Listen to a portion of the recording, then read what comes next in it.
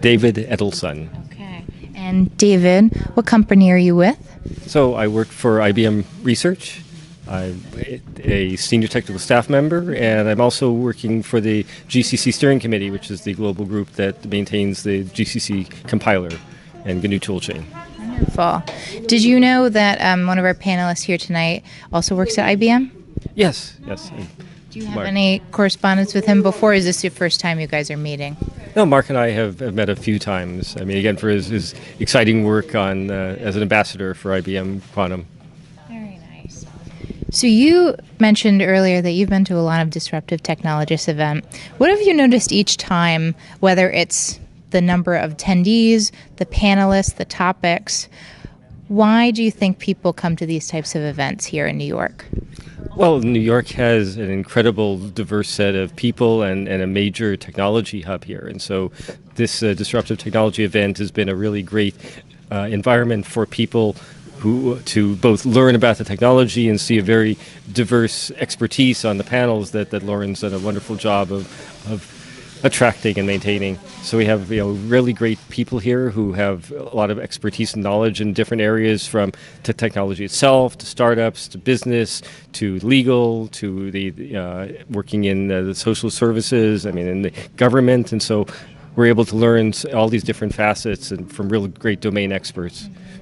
And that's wonderful, especially when we're in a central location like this where the greatest minds in AI and tech can come to us. So I'm not an expert in this space at all, but it always excites me and I'm always able to learn something new. So tonight, I believe we're going to be talking about automation in AI and tech. Some people are really afraid of that because they think it takes out jobs, it makes things a little more complicated in the workspace. But automation actually can be a really good thing. What is your opinion on that? Well, AI is really coming to the forefront now. It's a great technology. It's a great opportunity. There's a lot of really wonderful development that's going on. We're really now able to leverage AI and apply it into some really great ways to really help people, whether it be from translation of languages, whether it be in supply chain and predicting opportunities there, whether it be in all sorts of different areas of automatic driving cars, and fraud detection. Just so many different areas where it really is applicable now, given both the algorithms that we've developed and the computer systems, the power of the systems we have available. But we also need to remember that artificial intelligence is not human intelligence. And so there's still this, it's not a matter of this is, next week or next year it's going to take over the world. There's still very specific domains where it can be a great complement to human beings. And so that's, I think, the important balance. Yeah. I like that you said it's a complement, and we still have a long way to go. So robots aren't going to take over the world anytime soon, I hope. Oh no, definitely not. But again, robots aren't going to take over the world, but they can be great in assisting people. And whether this be with very young people, children, animals, as a caregiver to assist more elderly people. There's a lot of opportunities for technology to really provide a bridge and be able to expand our society and our culture. I completely agree, and I'm really looking forward to those kind of advances. So other than those topics that we just talked about with the advances in AI, what's something that's exciting you right now, that whether it's tech or media, or where it could even be a company that you just think wow, they're really doing it right? Who do you admire right now?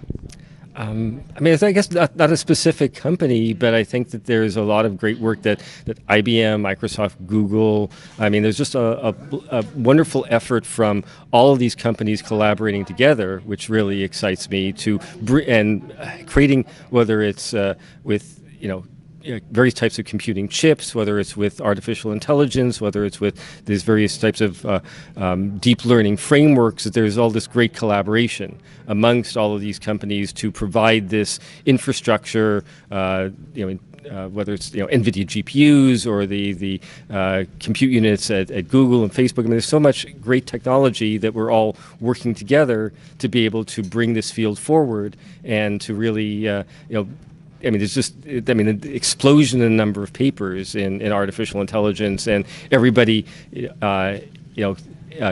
competing each other in a friendly way to just bring this field. I mean, so much great innovation, so many great improvements in this technology now with natural language processing, with BERT. There's some Hugging Face just had a great project that they released for being able to do training of natural language processing and for chatbots. I mean, it's just an incredible amount of effort going on. I mean, you look at the papers. I mean, just thousands of papers. Nobody can keep up, which is difficult for the people to feel, but really exciting that we're able to make such powerful progress. It is, and I'm also looking forward to seeing that as well. And I'm sure you're going to have really interesting questions for the panelists tonight. I know whatever topics come up, you seem like somebody that is going to want to pick their brains and ask like specific opinions.